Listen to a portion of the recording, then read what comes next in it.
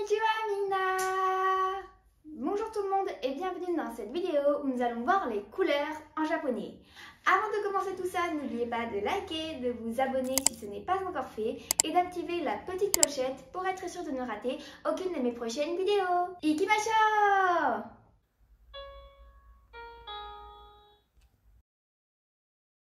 La couleur se dit en japonais iro, iro. C'est parti!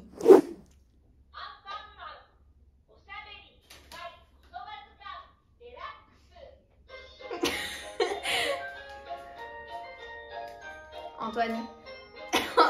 Antoine. Le rouge, aka, aka. L'orange, orange, orange. Bon, ici c'est facile, ça vient de l'anglais. Le jaune, kiro, kiro. Le vert, midori, midori. Le vert clair, kimidori, kimidori. Le bleu, ao, ao. Le bleu clair, mizuhiro, mizuhiro. L'on peut ici traduire littéralement par la couleur de l'eau. Le violet, murasaki, murasaki. Le rose, pink, pink, de l'anglais pink, ou momohiro, momohiro, que l'on peut traduire littéralement par la couleur de la pêche. Car au Japon, les pêches, contrairement en France ou en Europe, sont plutôt blanches et même légèrement rosées. Le gris, hairo, hairo. Le marron ou le brun, c'est la même chose au Japon. Chairo, chairo. Le noir, kuro, kuro. Le blanc, shiro, shiro. Le beige, beige, beige. Le kaki, kaki, kaki. Le mauve, usumarasaki, usumarasaki. Le doré, kimiro, kimiro. Donc kim veut dire doré et ilo, ben, vous le savez, la couleur. Et l'argenté, ça va se présenter sous la même manière, sauf que ce sera gin ilo, gin ilo. Donc gin argent et ilo couleur.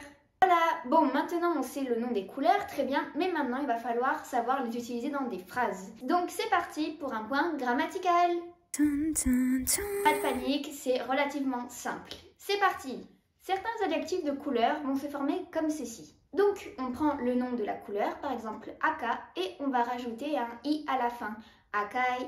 Donc, ça va être le cas pour le rouge, akai, le bleu, ao, qui devient aoi, aoi, le blanc, shiroi, shiroi, le noir, kuroi, kuroi, le jaune, kiroi, kiroi, et enfin le marron, chairoi, chairoi. Par exemple, une peluche bleue, aoi nuigurumi, aoi nuigurumi. Donc on mettra l'adjectif avant le nom. Par contre, si on veut dire c'est une peluche bleue, c'est aoi nuigurumi desu, aoi nuigurumi desu. Donc on n'oublie pas desu, notre verbe, à la fin de la phrase. Cute.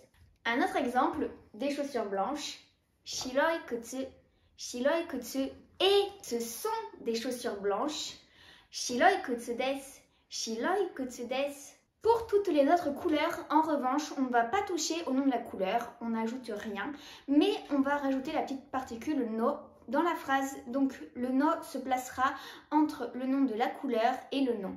Par exemple, une maison verte, midori no ie, midori no ie. Ou par exemple, un t-shirt violet, murasaki no t-shatsu, murasaki no t-shatsu. Pour la petite info, pour que je sois vraiment précise, quand j'ai dit que pour toutes les autres couleurs, on ne rajoute pas de i, c'est un peu faux car, mis à part celles que j'ai citées précédemment, donc à savoir aka, ao, où on rajoutait un i, toutes les autres couleurs ne vont pas se former de la même façon, par exemple que le vert ou le violet où on va rajouter no. Mais c'est juste que ce sont vraiment les couleurs qui vous serviront le plus, donc bien entendu que je ne vais pas faire une liste, ce serait un peu trop long. Voilà, allez, c'est parti pour la question du jour qui est « Quelle est la véritable altitude du mont Fuji ?» Première proposition, 3452 mètres. Deuxième proposition, 3776 mètres. Et enfin, troisième proposition, 3982 mètres. N'oubliez pas de me répondre dans les commentaires. Voilà, cette vidéo est terminée, j'espère qu'elle vous a plu et on se dit à bientôt dans une prochaine vidéo. Matane!